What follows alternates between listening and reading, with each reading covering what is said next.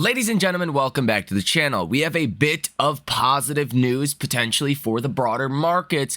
I want to share that with you here in this video, but more specifically, what is coming next for Tesla this upcoming week? Our major events, well, they're not until the end of the week. So what could we actually see happen for Monday, Tuesday, Wednesday, even Thursday and Friday? At the same time, I will share with you some big money positioning in Tesla. What are these big money investors expecting next for Tesla stock? The best way to look at that is the option positioning, because this tends to be more short-term in nature. As I've said before, the number one most important thing for Tesla, besides Tesla specific news, when and if we get that, is economic data. Tesla is a cyclical company. If the economy does well, Tesla does well. If the economy does not do well, Tesla does not do well. Tesla is also an interest rate sensitive company. And we're going to get new information on both the path of the Fed policy and also more insight to the economy and the labor market this week. But first off, apparently Vanguard is buying the dip in Tesla stock. They have bought over 4 million new shares of Tesla since May. As I have mentioned in many videos previously, Tesla's short interest of free float has fallen a lot, from almost 4% down to 3%. That doesn't sound like a big deal because we're talking about little numbers, but Tesla's a big company. And that 1% difference is massive. So you've actually seen shorts cover over 25 million shares.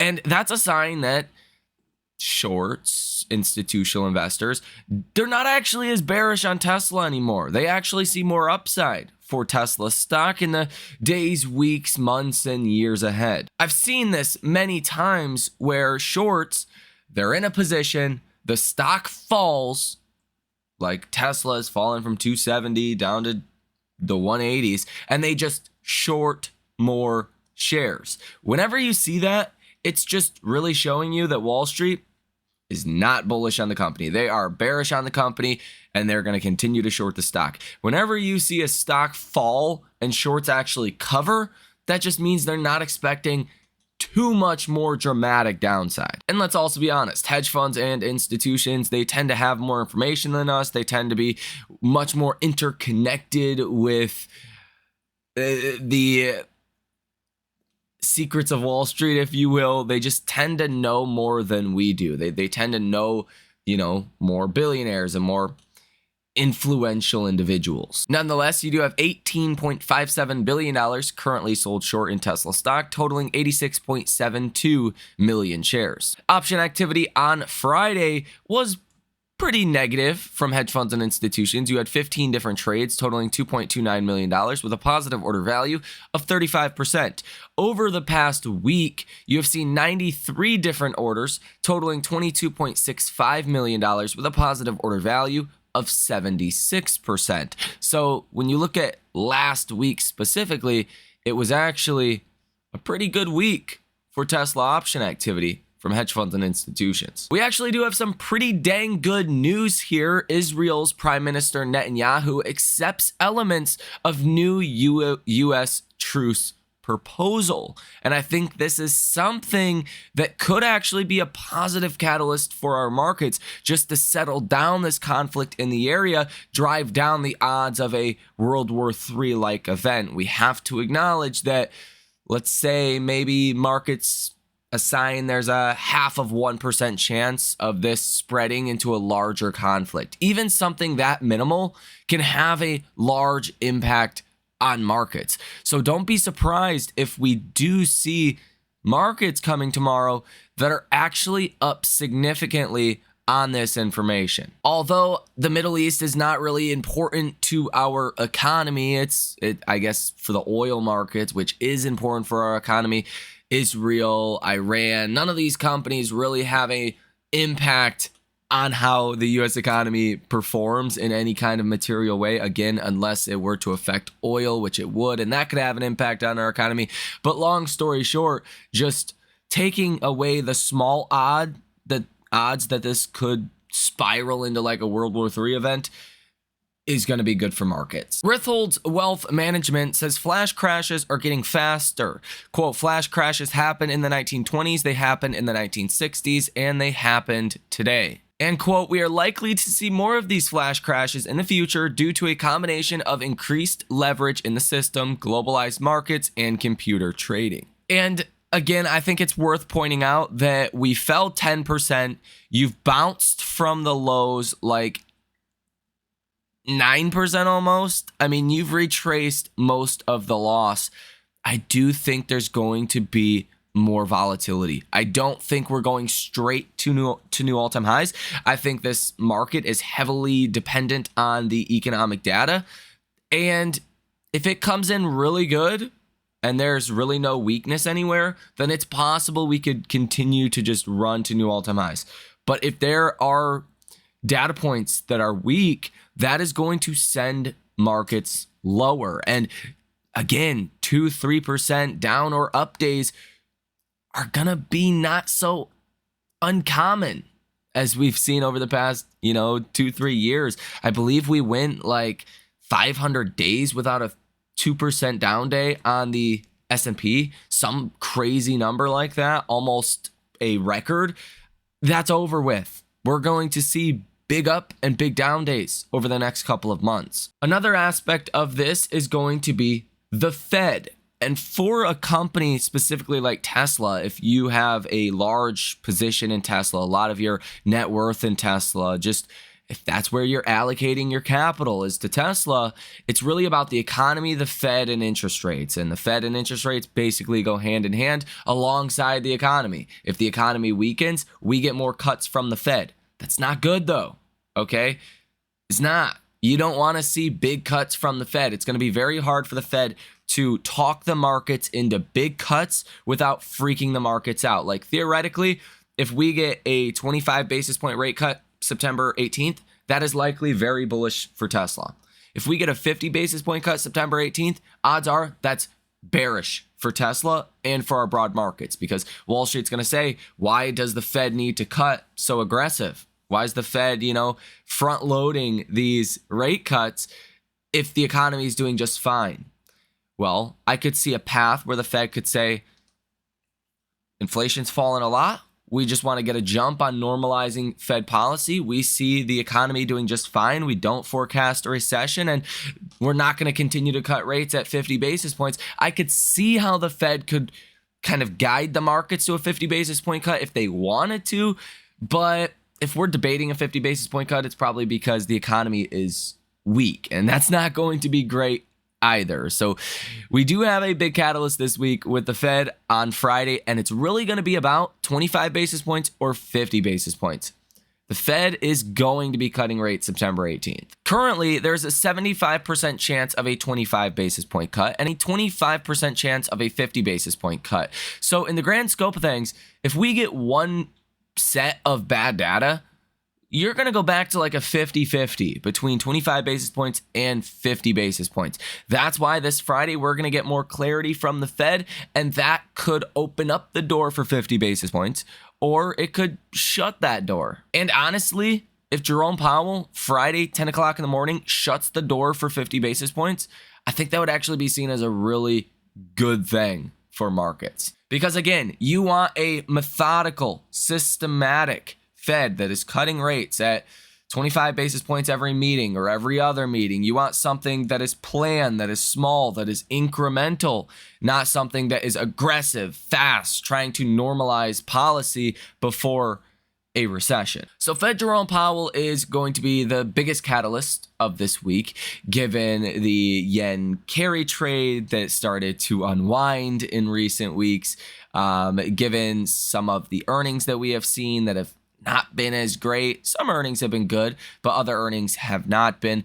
The fluctuations in the economic data, markets are going to be all ears for Fed Jerome Powell and what the Fed sees next as far as the economy and as far as rates. And this will have a massive impact to Tesla stock. Now, unfortunately for many investors out there, I think you've rallied a lot already from the lows. I wouldn't be surprised if the markets just sell whatever Powell says anyways. Because in all actuality, I think Powell is going to sound a little bit more cautious about the economy, about where things are going, than maybe we have heard in the past, and that could spook investors a little bit. But that's just me speculating. So Powell's going to be the big catalyst on Friday.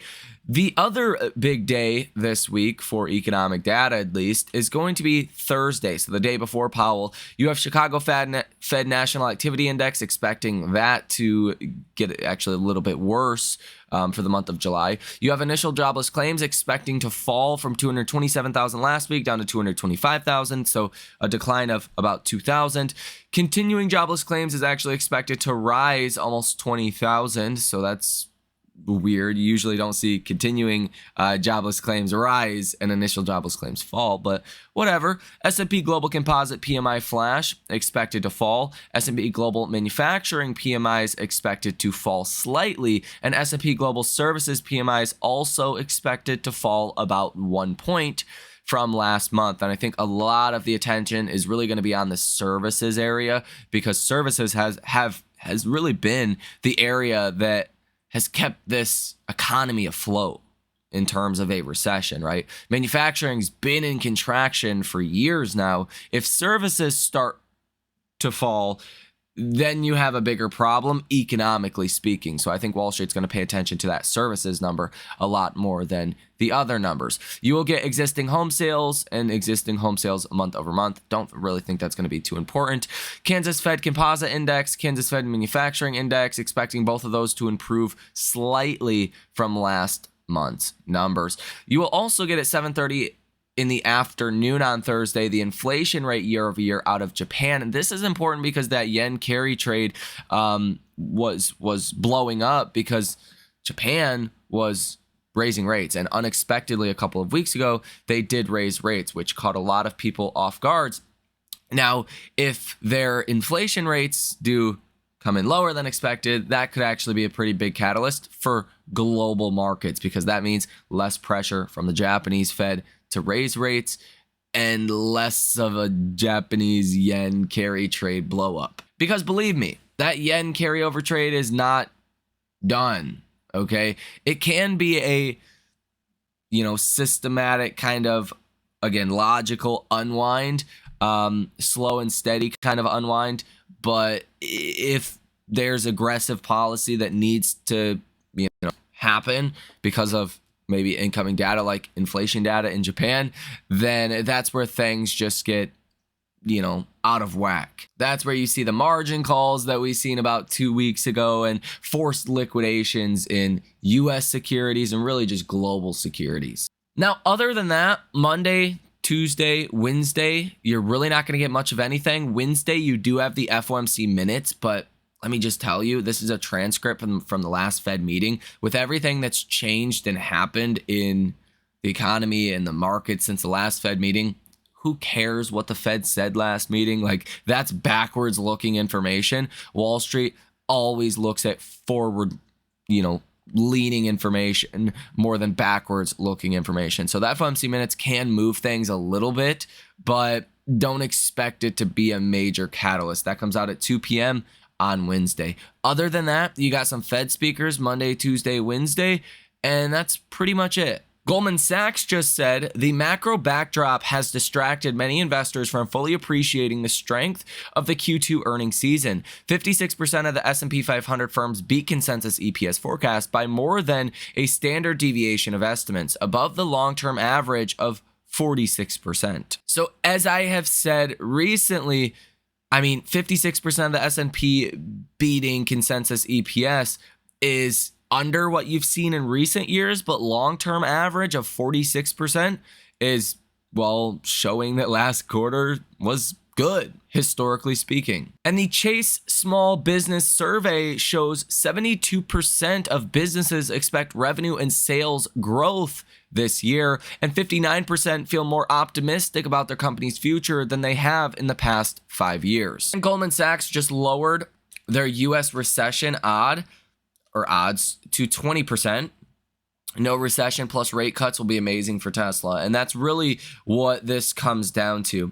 No recession and rate cuts is the best of both worlds, the best possible outcome for Tesla stock. But between now and a potential soft landing, there's going to be a lot of volatility. And geez, this individual, Hendrik Zeeberg, head macroeconomist at the Swiss block, he says replace 2007 with 2024 and 2008 with 2025 and you will get the picture. Only this time the Fed cutting cycle will be faster. Hashtag recession is coming. Elliott Capital says happy Jackson Hole week to all those who celebrate. 25 basis points, 50 basis points, too early, too late. Powell has some decisions to make ahead of September FOMC and must choose wisely, or else the buzzword may shift rapidly if a mistake is made. And the last two Jackson Hole economic symposiums, they happen in August of each year. In 2022, that marked the very peak of the bear market bounce, and you ended up falling to new lows. Last year, what happened? Well, you rallied a little bit, and then you ended up falling back to the October 2023 lows. Jackson Hole in recent years has had a very, negative impact on markets. So that could be what we're in store for. I don't want to just say the last 2 years have been negative, so this year is going to be negative. It really just depends what Powell says and how confident Powell is that inflation is gone, that they're going to start accommodating our markets. If Powell comes out there and he says, hey, we're going to start accommodating markets, we're going to do whatever we have to do, don't worry about the meltdown we've seen, we'll just fix it. If we have to, we will turn that money printer on. We will backstop markets and investors. All's fine because we're not worried about inflation anymore. Something, obviously paraphrasing along those lines, Wall Street may like that. But if Powell just, again, walks that data-dependent approach, 25, 50 basis points, we haven't made up our mind yet. We're waiting to see what happens. That could be taken as a negative by markets after, at least, we've bounced this much. Now, I'm personally expecting Powell's going to be pretty dovish, pretty accommodative to markets. The last thing Powell wants is markets to crash because he sends the wrong signal, and then he's forced to cut rates even more aggressive. So at this point, I think half of Powell's mission here at Jackson Hole is to reaffirm markets that the Fed will do whatever they have to do to make sure markets don't crash. Because if markets crash, that could actually be a catalyst for a recession, for sharper weakness in the labor market or in the economy. Because let's be honest, if you're a company and you see your stock get, slashed, what are you going to do? Well, maybe you're going to look to cut costs, look to become more profitable, look to get your stock price back up. And that can actually be a material catalyst for a larger slowdown in the economy. And again, a meltdown in financial markets is never good for anyone. So I think Powell is going to be very accommodative in this Friday's Jackson Hole speech. And I think the markets are actually going to like it. Question is, did we price that in already? Do we really have room to continue to run here? I don't think so. And in all, actuality, mega cap tech does not benefit from the Fed lowering rates. If anything, they're actually hurt from the Fed lowering rates because they collect less interest on their cash, right? And the Fed cutting rates really doesn't spur their businesses. Or we're talking about the Super Six, not Tesla specifically. Tesla's different. So from that perspective, I could actually see big tech sell off a little bit this week, and the rest of the markets catch up and see a bit of a rally. And that's really what I would expect if we do have a bullish reaction to Powell. A little bit of a sell-off in big tech, the rest of the markets that start to rally. And that would be great for Tesla. Tesla is probably the most interest rate sensitive company outside of your mortgage companies and potentially home builders. Tesla is the most interest rate sensitive company. So from that perspective, I could easily see Tesla rallying into the 230s. maybe the mid 230s this week, even as high as 240 if we do see that larger rotation. Or I could see Tesla fall back to the, 190s or so if we do see a bearish reaction to Powell this upcoming Friday. So let me know your thoughts on this down below in the comment section. Do you think markets will sell off? Do you think it's going to be a positive event? Do you think the last 2 years of market selling off after Jackson Hole have just been 2 bad years? Or do you think that is what we are set up for yet again? Let me know your thoughts down below in the comment section. Hit the like button as well as subscribe to the channel if you have not done so already. You guys have a great rest of your day, and I will see you in the next one.